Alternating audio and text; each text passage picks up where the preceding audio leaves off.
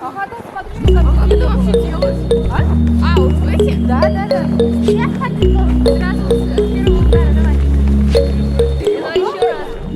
О, молодец. Давай.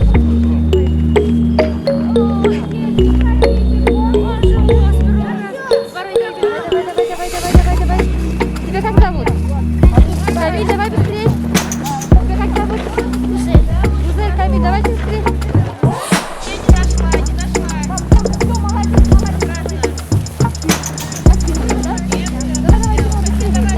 Давай. А, выиграл где-то хоть чуть-чуть. Что-то у нас проигравших сегодня нет. Что такое?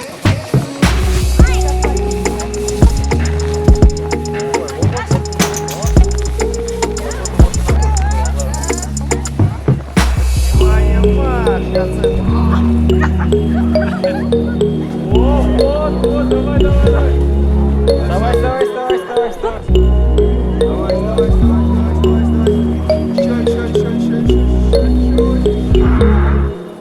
Почти победа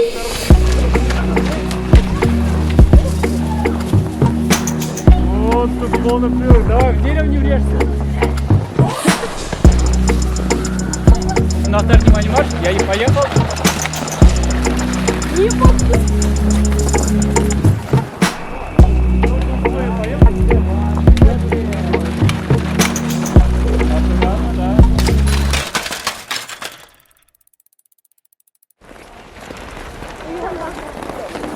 Она добрая.